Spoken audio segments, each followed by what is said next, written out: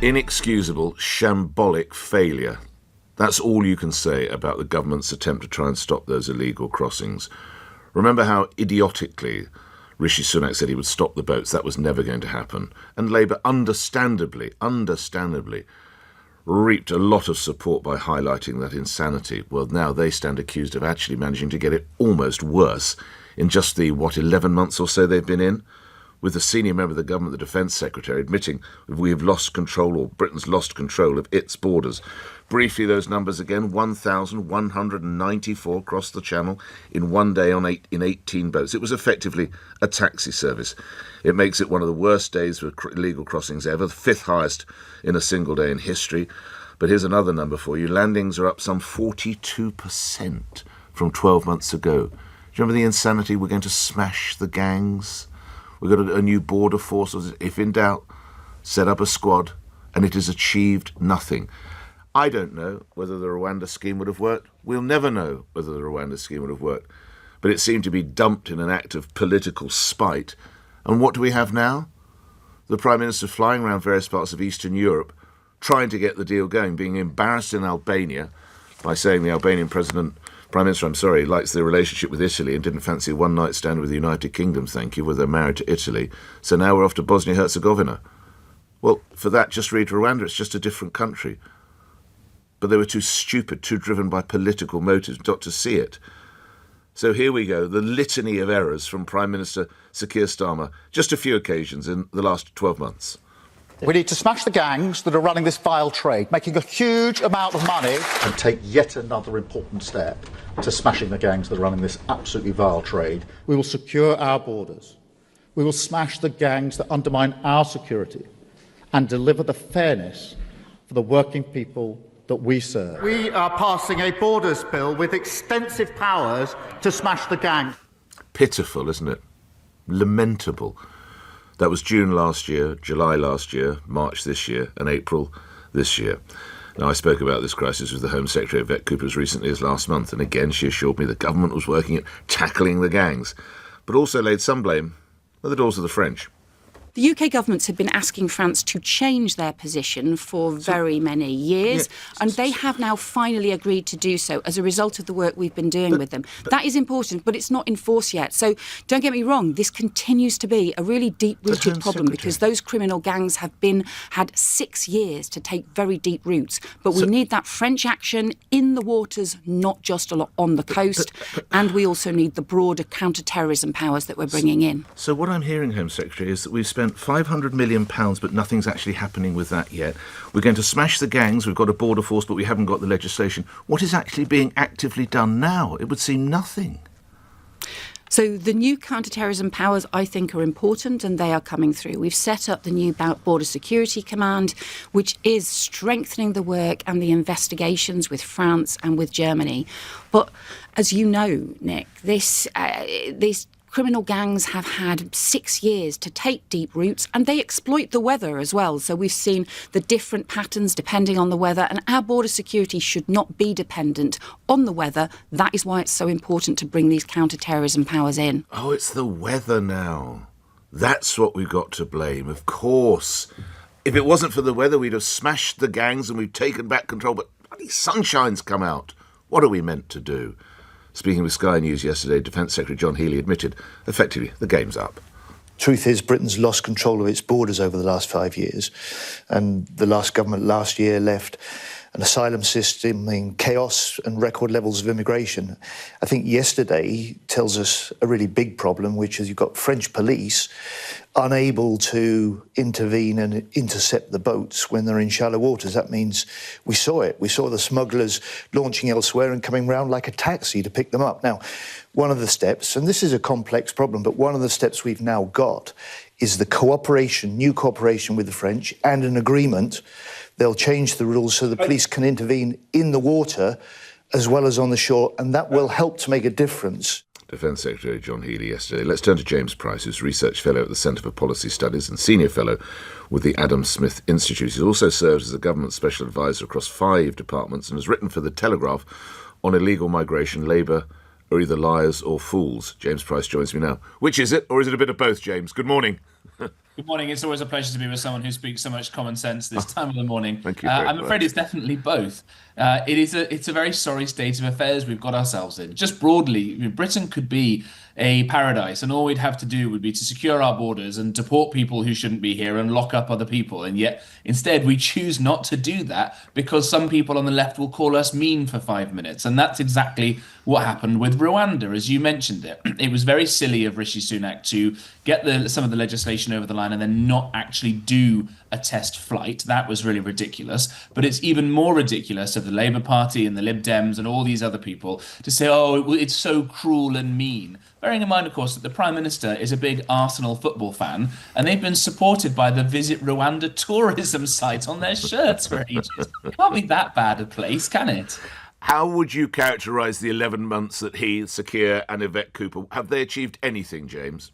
How would I characterise it? I'm not allowed to use that kind of language this time of the morning, am I? Not really. It has been absolutely shambolic, and it's been shambolic for the same reason that it was a pretty big shambles under the Conservative Party, my party. I worked out the maths yesterday morning writing that paper, and about, I think it's more than twice as many people have now illegally entered this country on small boats since 2018 as there are regular forces in the British Army. Twice as many people have crossed over. And now, if you listen to somebody like Dominic Cummings, who may not be everybody's cup of tea, but he is a serious person who is in the heart of the government, and he sat the Navy chiefs and he sat the Special Forces guys all around, and he said, right, okay, what would it take to do this? And they said, look, it's really easy operationally, right? We've got 2 great big aircraft carriers, let alone all the other capabilities of the Royal Navy. You think we can't actually operationally stop a couple of gangsters in some dinghies? No. The problem is the legal framework, the legal setup that we've got that neither Rishi Sunak and now definitely not Keir Starmer are willing to mess with. They're not willing to mess with the ECHR and all of these points. And Dominic Cummings goes a bit further and makes the claim that if a sitting Prime Minister, let's take Starmer now, authorised or tried to authorise the Navy and the Special Forces to do the sorts of actions that you need to do just to stop these boats coming over, the Cabinet Secretary would not allow it to happen, and the Prime Minister could potentially be arrested for breaking laws like Tony Blair's Human Rights Act. That's the farce that we're now in. James, enjoyed our conversation as ever. Thank you. James Price, Research Fellow at the Centre for Policy Studies, Senior Fellow at the Adam Smith Institute. Check out that article on The Telegraph on illegal migration, Labour either liars or fools. Andrew, coming to you as the first caller, 13 after 7. It is not helped by the mindset of this government, by the way. This extraordinary left-wing slew of opinion. Because let me tell you about Lord Hermer, who's now, of course, apologised for those comments yesterday. He, of course, was the one who said last week that comparing calls for the UK to leave the European Convention on Human Rights was like the rise of Nazism in Germany. No, it's not. It's trying to get control of your country. And the fact that someone in Lord Hermer is in such an important position as the Attorney General, be in no doubt of the mindset. These people are an elite who laugh at folk like you and me who have issues about migrants. They just would let them all in. They do all of this. You hear Yvette Cooper, Sir Keir Starmer say, because they know they have to be seen to be saying or doing something. They don't care a damn. They'll send France another £180 million this year. £180 million this year to stand on the beach and wave goodbye to the dinghies. Check out the pictures in the papers. Unfortunately, the blue sky doesn't indicate the depth of my mood over this. Right.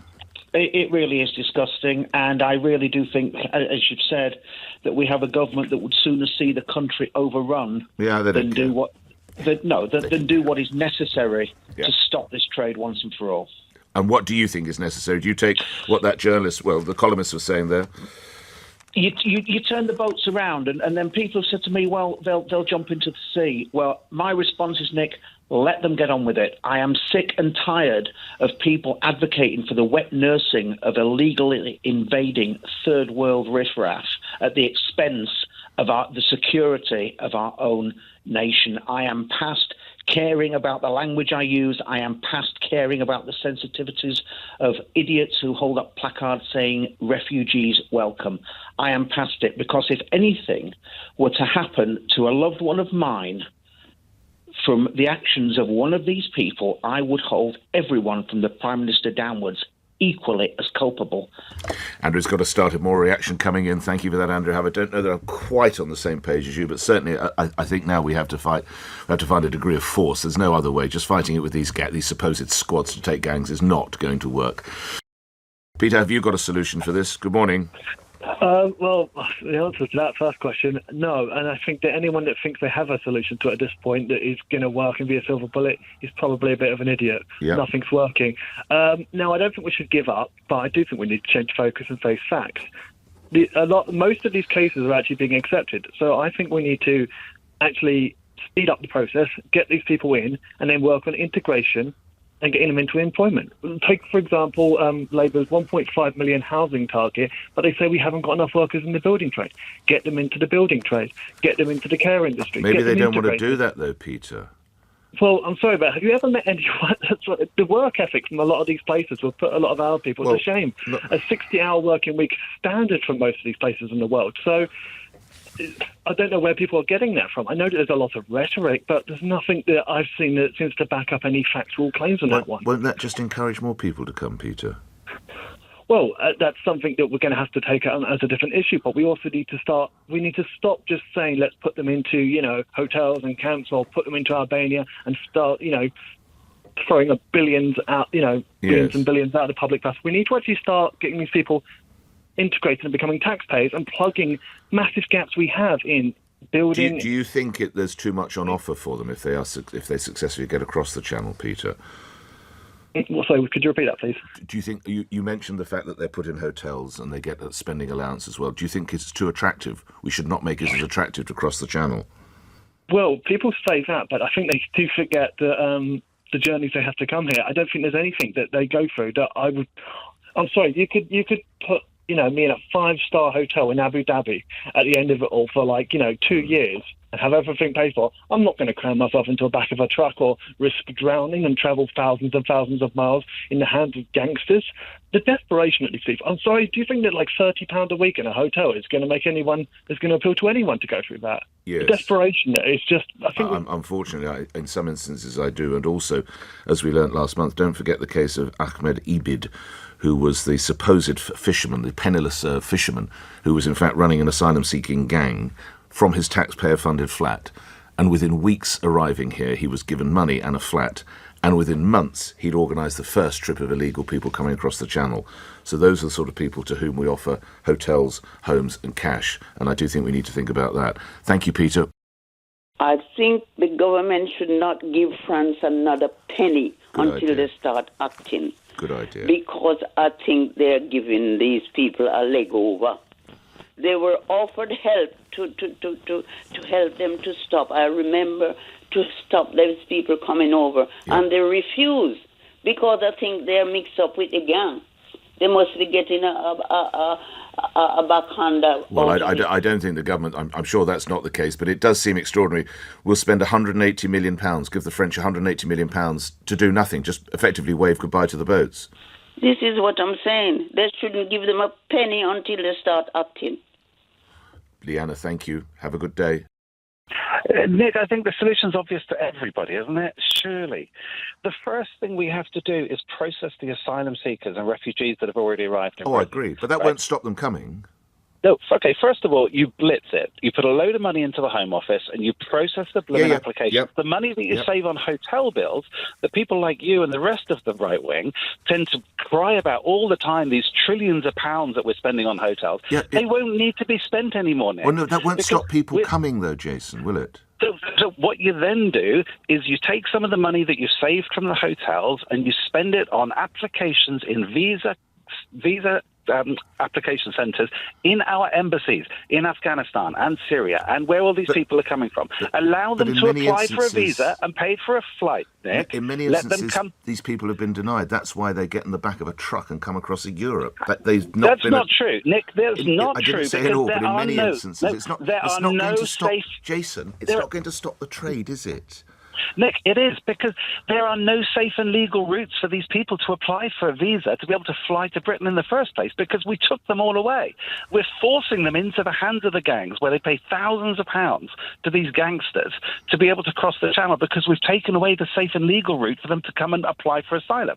You were saying just a couple of months ago that an Egyptian guy in Britain was just smashed. He was a leader of one of the gangs, 12 million quid or something. You then announced another gang that was smashed. Yes. You can't say they're not smashing the gangs and then make news announcements they aren't saying smashing. the gangs are being smashed. Oh, come on, they're not smashing the gangs. That's like saying we're smashing the drug gangs. Nick, you're announcing it on the news when these people get arrested and charged. You think this one person is? There will be so many gangs and so many gangsters. Yes, put it down as one win, Jason. You're right. And by the way, I agree. We need to process the people. I totally agree. But that won't stop people coming. I know you say there should be routes, safe and legal routes, but I just think that the trade now is it's sort of factored in.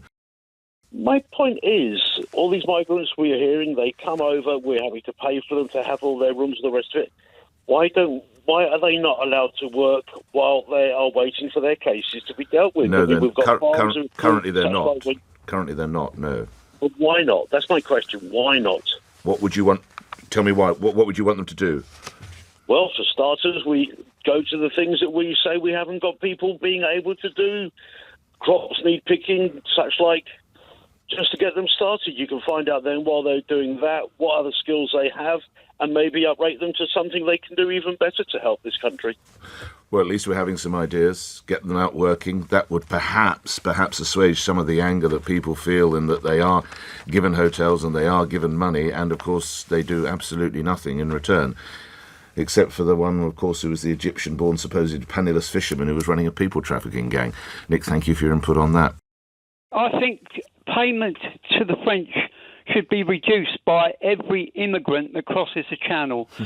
So the amount of money that the immigrant pays the smuggler, we should tell the French we are going to deduct that money and keep on reducing it if you keep sending more immigrants over, allowing more immigrants. Everyone who gets through, it's, 5 million off the £180 million. It wouldn't be long before they start owing us. Tony, thank you for that.